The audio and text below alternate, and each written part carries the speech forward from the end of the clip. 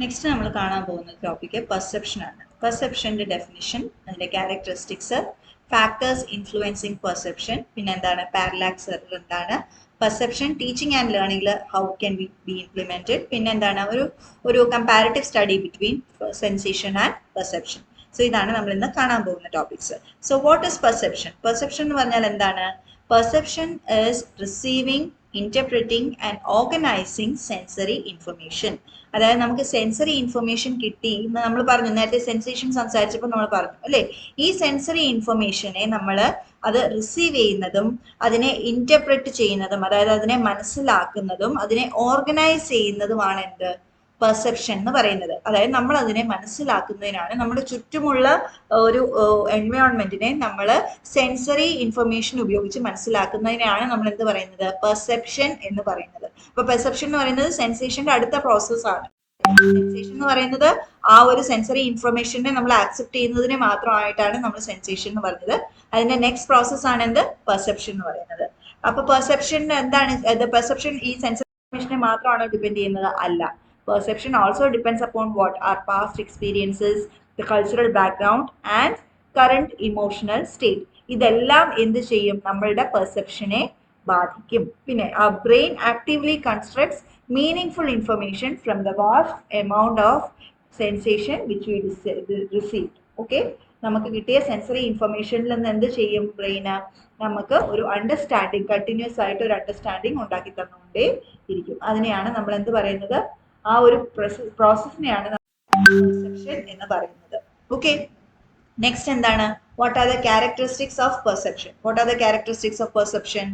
പെർസെപ്ഷന്റെ characteristics എന്തൊക്കെ വരുന്നുണ്ട്?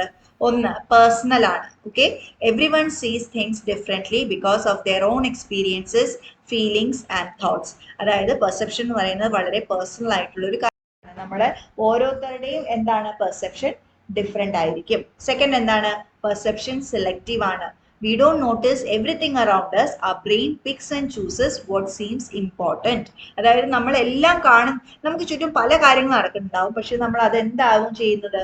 നമ്മൾ സെലക്റ്റീവ് ആയിട്ടായിരിക്കും നമ്മൾ എന്ത് ചെയ്യുന്നത്?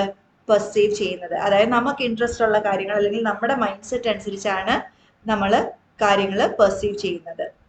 ഓക്കെ, നെക്സ്റ്റ് വൺ എന്താണ്? Context matters. അതായത് കോണ്ടെക്സ്റ്റ് എന്താണുള്ളത്? കോണ്ടെക്സ്റ്റ് എന്താണ്? Where and when something happens affects how we perceive it. എവിടെയാണോ കാര്യങ്ങൾ സംഭവിക്കുന്നത് അല്ലെങ്കിൽ കാര്യങ്ങൾ സംഭവിക്കുന്നത് അതെന്ത് ചെയ്യും? പെർസെപ്ഷനെ ബാധിക്കും, നമ്മുടെ പെർസെപ്ഷനെ ബാധിക്കും. അതായത് എന്താ, നമ്മളിപ്പം എന്താ വല്ലാതെ ഒരു ബാഡ് സിറ്റുവേഷനിൽ പിന്നെയും എന്തെങ്കിലും ഒരു ചീത്ത കാര്യം ഉണ്ടാകുമ്പോൾ എന്തായി?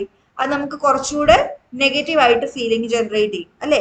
കോണ്ടെക്സ്റ്റ് എന്ന് പറഞ്ഞാൽ ഒരു എന്താ പറയാ, നമ്മുടെ ഒരു സാഹചര്യത്തെയാ പറയുന്നത്.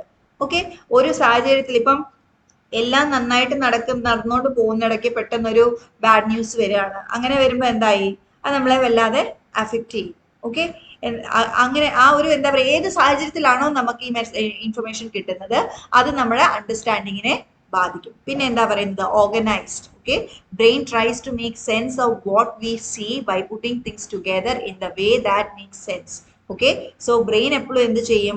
കാണുന്ന കാര്യങ്ങളെല്ലാം എടുത്തിട്ട് ബ്രെയിൻ അതിനെ ഓർഗനൈസ് ചെയ്യും, അതിനെ അടുക്കും. ഓക്കെ, അതിൻ്റെതായ രീതിയിൽ ബ്രെയിൻ ഓൾറെഡി ഉള്ള ഇൻഫർമേഷൻ എല്ലാം കൂടെ കൂട്ടിച്ചേർത്ത് അതിനെ അടുക്കി അതൊരു എന്താ പറയുക, സെൻസിബിൾ ഇൻഫർമേഷൻ ആയിട്ട് മാറ്റും. ഓക്കെ, സോ പെർസെപ്ഷന്റെ വേറൊരു ക്യാരക്ടറിസ്റ്റിക്സ് എന്താണ്? ഓർഗനൈസേഷൻ. പിന്നെ എന്താണ്? പെർസെപ്ഷൻ ഒരു ആക്റ്റീവ് പ്രോസസ് ആണ്. ആക്റ്റീവ് പ്രോസസ് എന്ന് പറഞ്ഞാൽ എന്താണ്?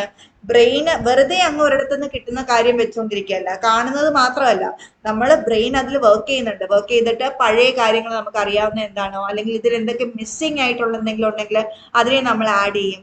അപ്പൊ എന്താണ്? ഇതൊരു ആക്റ്റീവ് ആയിട്ടുള്ള പ്രോസസ് ആണ് എന്ത്? പെർസെപ്ഷൻ എന്ന് പറയുന്നത്. പിന്നെ എന്താണ്? Influence by culture and experience. നമ്മുടെ കൾച്ചറും നമ്മുടെ ഇതുവരെയുള്ള എക്സ്പീരിയൻസസും ഇത് വെച്ചിട്ടാണ് നമ്മൾ ഒരു കാര്യം എന്ത് ചെയ്യുന്നത്? മനസ്സിലാക്കുന്നത്. പുതിയൊരു കാര്യം കണ്ടാലും നമുക്കുള്ള എക്സ്പീരിയൻസ് ഒക്കെ നമ്മൾ എന്ത് ചെയ്യും? പുതിയൊരു കാര്യത്തിൽ നമ്മൾ യൂസ് ചെയ്യാൻ ശ്രമിക്കും. പിന്നെ എന്താണ്? കൺസിസ്റ്റന്റ്. കൺസിസ്റ്റൻസ് എന്ന് പറഞ്ഞാൽ എന്താണ്?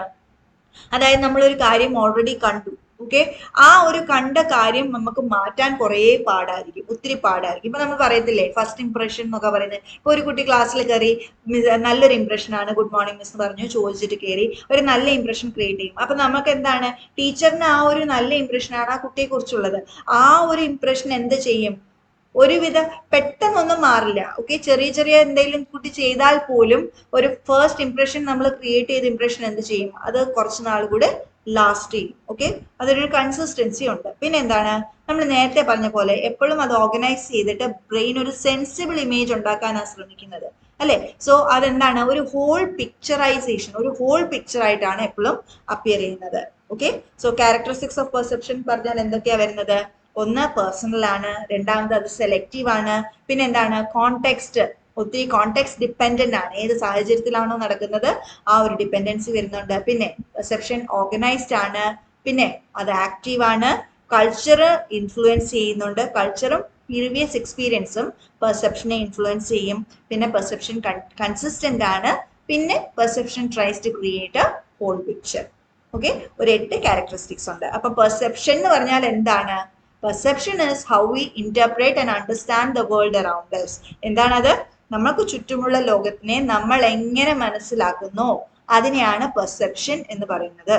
സോ പെർസെപ്ഷൻ എന്ന് പറയുന്നത് എല്ലാവർക്കും ഒരുപോലെ ആവില്ല. ബിക്കോസ് എന്താണ്, ഈ ഒരു ക്യാരക്ടറിസ്റ്റിക്സ് ഇല്ലേ പെർസെപ്ഷൻ, അപ്പം പേഴ്സൺ ടു പേഴ്സൺ എന്താണ്, ഈ ക്യാരക്ടറിസ്റ്റിക്സ് എല്ലാം ഡിഫറെന്റ് ആയിരിക്കും. അതുകൊണ്ട് തന്നെ എന്താണ്, ഒരേ സാഹചര്യത്തിനെ രണ്ട് വ്യത്യസ്ത വ്യക്തികൾ എന്ത് ചെയ്യും, രണ്ട് വിവിധ തരത്തിലേക്ക് ഇന്റർപ്രറ്റ് ചെയ്യും.